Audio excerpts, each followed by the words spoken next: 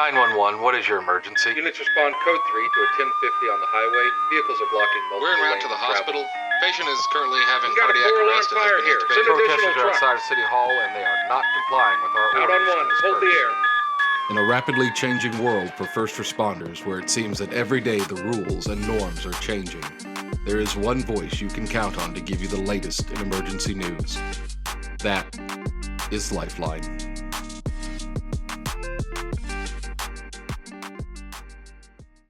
Hello and welcome back to another episode of Lifeline 911 Podcast with your host, Erica.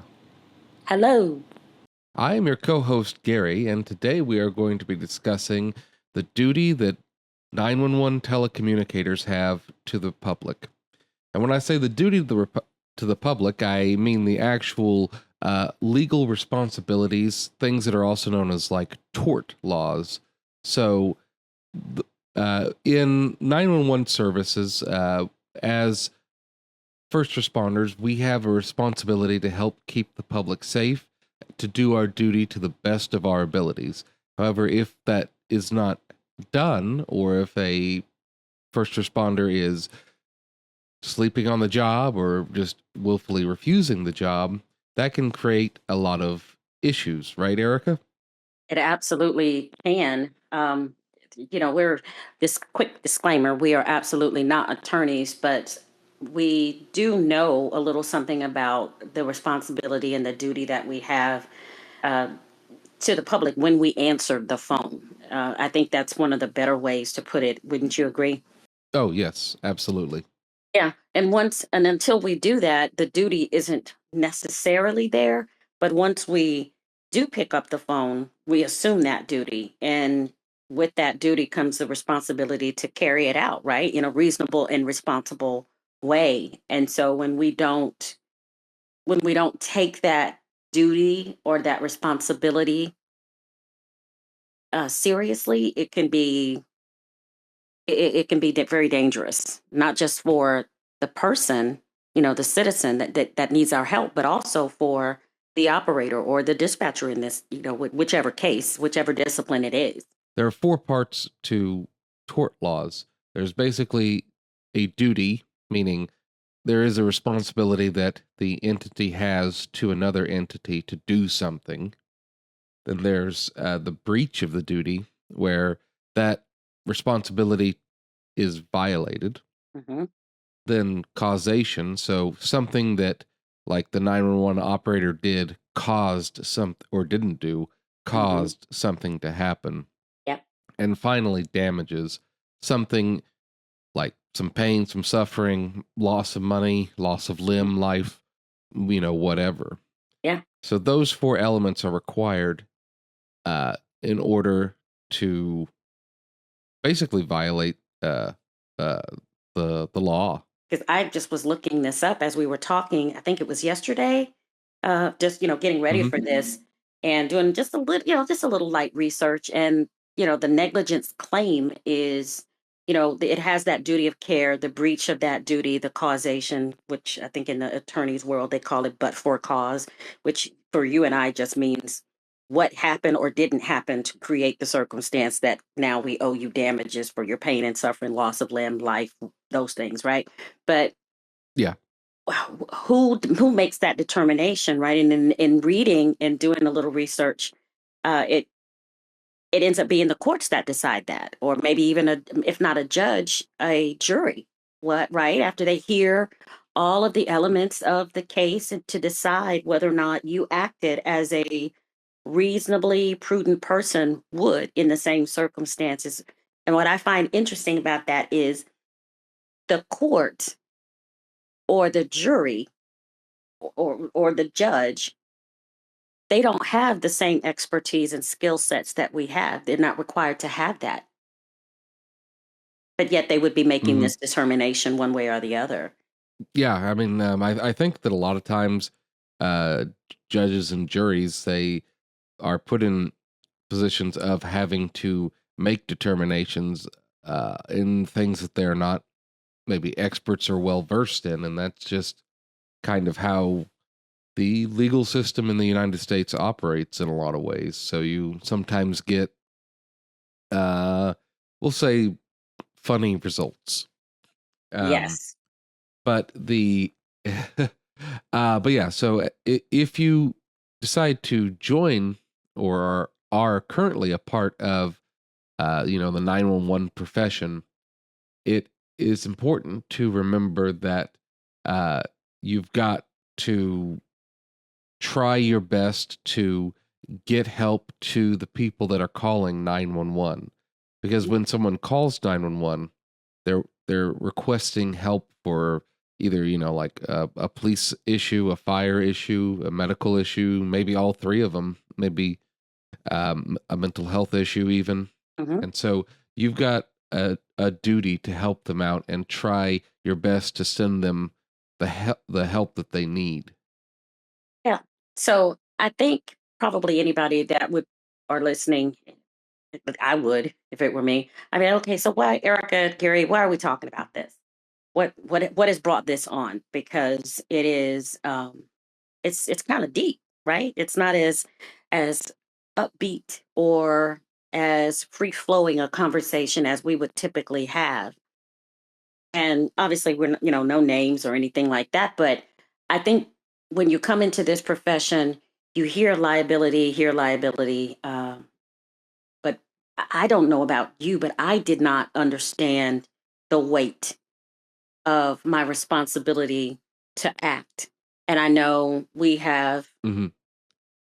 I know I have over the course of my career as a supervisor, both times encountered, yeah, especially younger people. Usually it's younger people coming into the profession, rarely new.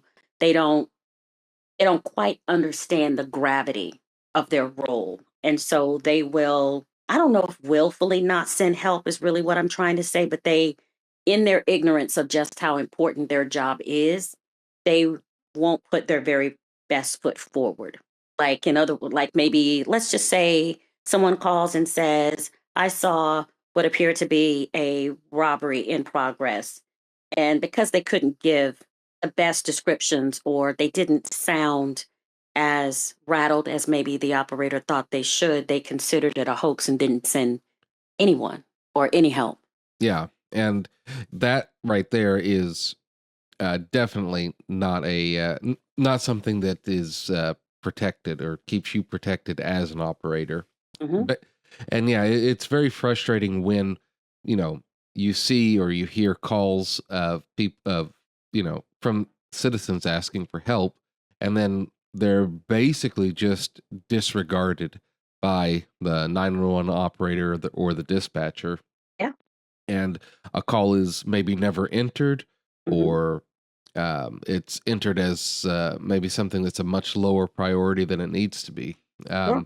You've got, of course, you know, if you go Googling like, 911 operator doesn't send help, you're going to get lots of results for like, it's going to be the sad ones, mainly like kids calling for their, parents. And Hmm. then the operator's like, you're playing on the phone. And then there's a lifetime of trauma that comes from that. Yeah. And not just for that person, but the operator or dispatcher, because in a lot of places they are one and the same. They answer the phone and they are speaking to officers, and they have a duty to perform there as well. But you have to now live with your inaction or your actions that were not carried out under the best judgment. So that's why we're talking about this, because it's important. And I think we hear we hear buzzwords or buzz phrases like we're protected under our agency or qualified immunity or any of those things that translate to us being protected for doing our jobs. But the moment we step outside of our policies and our procedures and the training that we've received, we remove that protection and we remove that umbrella. And we are now out there on that limb very flimsily, and there's nothing to stop you from having to answer for that. And it's not as you're not always sued for your house. There is a such thing as criminal negligence, gross negligence, all kinds of things. And that's something to be aware of because if you're just like, whatever, this is just a job. I'm done with it. I'm bored with it. I'm just gonna try and screw up as much as I can until I get fired. Um, you might not just be at risk of losing your job Mhm. and like, killing people and like permanently hurting people by Yeah. uh being so flippant in your job. Yeah. You might actually end up in jail yourself uh, because of your inactions or refusal to do what needs to be done. Yes. And we're, I, I guess like I'd like to just say like it's not like I'm trying to do my job and I screw something up. That's not what we're talking about here. We're Right. talking about like I don't I have this 911 call and I just don't care. Like I'm not going to enter the call at all, or Hmm.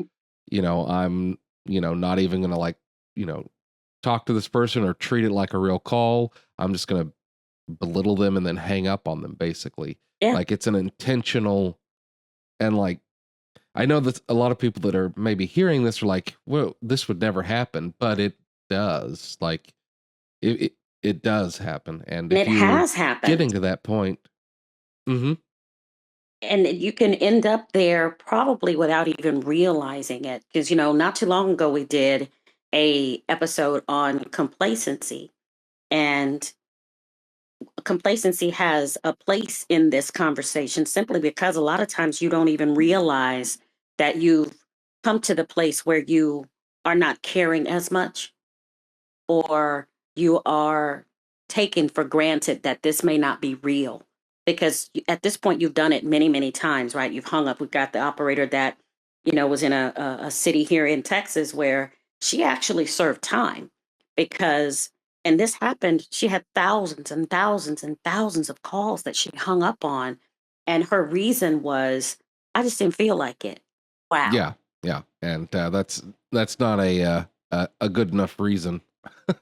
I just, it would beg the question, why did you come to work that day? But then again, why did you come to work ever? If this happened thousands upon thousands of times before she was caught.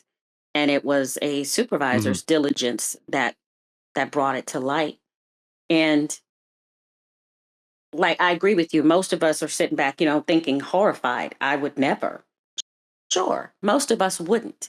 But if you don't really understand where it is that you are in this profession, when you come to work inside an emergency call center, whether you're sitting down at a radio or sitting down and answering the phones, if you don't understand where you really are and what you're really there to do, it wouldn't be so difficult to get into a place where I just, it's not that serious. It doesn't sound that serious to me. They don't give me enough information. I'm not going to break my neck trying to help them when they can't help themselves. I think, and I actually, in just saying that, it kind of made me think about, I heard that in one of these stories once where the operator said, well, you have to help me help you. And if you're not going to help me help you, then there's nothing I can do. It was almost like they had Hmm. given up before they got started. You have to do your due diligence to try and figure out like where the caller's at, what they need. Sometimes they're not going to be cooperating with you, but despite any of those issues, whenever you put that headset on, you have a responsibility to do your best to Mm. try and help them. Yeah. And like again, it's not like I guess it is a bit like complacency could lead to that, but this is not like, oh, I accidentally typed, 1103 South First Street instead of 1104. This is like what we're talking about here is like I'm not putting in a call to send medics out to help revive somebody who's passed out because I think it's like a kid playing and I don't care. Yeah. And that's true. You can, but then again, complacency can lead to you being negligent in your job. And Hmm. don't get me wrong. I'm not saying that they are one and the same, but yes, it can lead there because you can get so confident in your ability to determine what is an emergency and what isn't, that you are now in some dangerous territory. But back, you're right. Back to the core of this conversation is not taking serious your duty to act when you pick up the phone or put on the headset, sit down, and begin to do your tour for the day. That's really the core of what we're talking about here. Yeah, I just don't want anybody to feel like, oh God, if I make any mistake during my day and like the help doesn't get where it needs to go just because I made a mistake, like I'm going to jail. That's No. not what we're talking about here. We're talking like this is something you decide you wanted to not help people actively. And that's even worse than lazy, because lazy is, sometimes if you're lazy, you don't necessarily put your best foot forward because you're in a funk or whatever. That's even different than this. This is willful. I just flat refuse. I don't care what happens to you. That this is malicious, I think. Wouldn't you say? Yeah. I mean, it's to the point where you're so disgruntled, maybe at either at work or at That's a other good things one. in your life that you've let creep into your work. That's good. That you're just like, screw it, I don't care. I'm not going to help you. And it's very it's a very extreme thing, as you might imagine, to justify end up going to jail or being personally held liable. It's not like I got a little bit soft today, or I got a little bit unfocused, or I made a mistake. We're not talking about that. This is like, hopefully you won't ever see anybody in your career demonstrating like the level of just gross negligence that we're talking about here. But this is like, I have an address, I know what's going on there, and I choose to not like enter a call just because screw them, they're not me. Yeah. I'm not having a good day. Yeah. I'll make sure they don't have a good day. Yeah. And it may sound like this is so far fetched, but the truth is it's not. Because like Gary said in the beginning, if you Google it, you'll be amazed at the number of calls or stories that are printed or put out there that have these components to them. And there are people in our profession who have been held not just civilly liable, but criminally so. And it's not to scare anyone, because if it were so easy to find yourself in this position, Gary or I probably would not be sitting here as active telecommunicators ourselves, right? Because I've made mistakes. You've made mistakes. I've entered the wrong address. Absolutely. If we're talking about a radio, I've heard something that didn't quite sound right, and I didn't respond as quick as I probably should have or could have, or determine the nature of the emergency as quickly as I could have or should have. And yet here I am 20 plus years later, and here you are 15 and some change later. So this is not in the course of your job and doing your best, right? Giving everything that you can that day, no matter how imperfect it is. That's not what we're talking about. We're talking about, like he said, willful or just not taking it serious, because you do have those people that enter this profession and they don't understand the weight. They don't understand the gravity. They don't understand the seriousness of the calling that is this work. And so they come into it like it's any call center that they've ever worked in, and it's anything but that. That's what we mean. Absolutely. Yeah, because it, again, and you and I have kind of talked about this several times, but it's a special job when you want to, take 911 calls or dispatch on them. It's a special calling. If you do wear a headset, also be your brother's keeper and, check each other. Like, do you hear your partner next to you saying or doing something kind of weird? Or like, do you see them like, has it been a while since they've entered a call, even though they've maybe taken, quite a few calls on their headset? Just watch them, because, it could creep into anybody's day or life. And we definitely don't want people not getting the help that they need when they call in for it. But also, we don't want them to You know, we don't want our partners to go to jail or ourselves even. Yeah, and we don't. Who wants to be sued and have their name plastered all over, the news and the internet? And only that, not only that, your agency is now under fire because of this person's actions and or inaction. And whether we like it or not, one person and their actions can cast a very negative light on the profession as a whole. Oh, are you saying that one person's actions can put a negative light in, like, for law enforcement? As far fetched as it may sound, yes, that's exactly what I'm saying.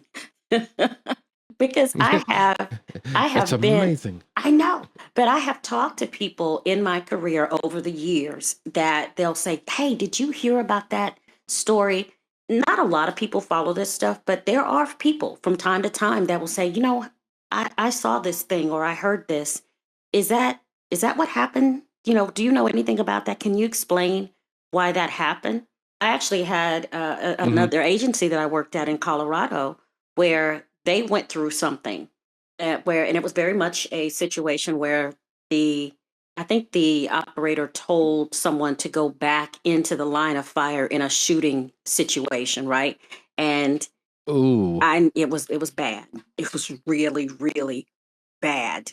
When I say bad, I mean bad. And I'm trying to remember, I don't think it turned into a criminal situation, but they were, to my knowledge, I think they were terminated. And I do believe that they were sued civilly. I don't believe it was, I think the person died. Yeah, actually, now that I think about it, I think the person died and it was a wrongful death kind of situation. And while it wasn't criminal, it was civil and it reached all the way back here to Austin where someone remembered that I worked there. And they said, "Hey, do you either A, know this person, or can you tell me can you give me any insight as to why they would have made that decision?" And of course I wasn't there, so Hmm. it was very difficult to put myself in their shoes, but every bit of my training rose to the surface and I couldn't give them a legitimate answer. You don't want to be in that position, I think is ultimately what I'm trying to say. You don't ever want to find yourself in a position where you cannot answer for your actions because you don't have anything to stand on. If you've done your very level Hmm. best, you tried your best to find the address, you tried to determine the nature of the emergency, you sent what you believed in the moment to be the best help to fit the emergency, then great. You are safe in that regard, unless you're just completely doing wrong stuff. But if you're not, then you're good. And your agency has your back and the law has your back and you are in a good space. But if you don't have those things, if you're acting in a way that removes you from those protections, then you are quite literally on your own. Your agency is not going to come to your rescue. No. That's why we have, standard operating procedures. Mm-hmm. SOPs is, Mm-hmm. you know, what you're supposed to do in the average given circumstance. Sure. And we have training to help people embed that into their muscle memory. We have Sure. all of these things to try and, um, you know, keep people, on the path of the straight and narrow, if Yeah. you will, away from making some of these mistakes. Yeah. And But yeah, I think you put that very well, Erica. well, I appreciate that. Thank you so much. I try. I try very hard to make sense when I'm talking.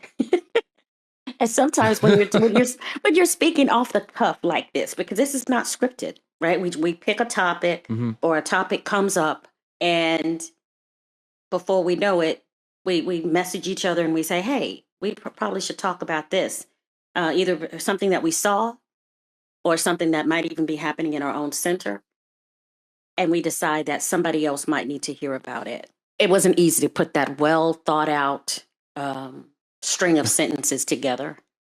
I'm quite proud of myself to say Hmm. that I didn't have a script Okay. or anything in front of me. It's one of those days, y'all. Yeah, it's definitely one of those days. And we appreciate you guys spending your day with us and joining us as we discuss, you know, things that are not quite as fun or enjoyable as we normally talk about, but I think that they're really important nonetheless, because if you come into this profession, you need to know you have a duty to help people, or at least do your best to make that happen. Yes, every single time, no matter how your day is going, no matter what's going on in your life or how you feel physically. Because if you're not fit for duty for whatever reason, don't come in. It's safer to do that than to come in and not give it your best. And we've given our best to you today, so thank you for joining us. How's that for a segue? How's that for a segue? And also, I would like to say a little off script, if you will. If you have topics that you would like to hear us cover, or just not so much questions that you have, but if you're in the profession, right, and you can think of something that you feel like needs to be mentioned, you would like to hear our take on it, shoot us an email. What's the email, Gary?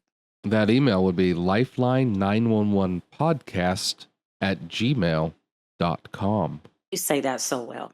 I just wanted to hear you say it. Well, thank you. And we will see you all next week. From all of us at Lifeline 911 Podcast, I'm Gary. I'm Erica. And we hope that you all stay safe out there.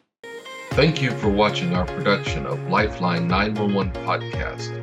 If you have any questions about the topics we discussed today, or if there's something specific you'd like us to cover in a future episode, send us your questions at lifeline911podcast@gmail.com. Stay safe out there.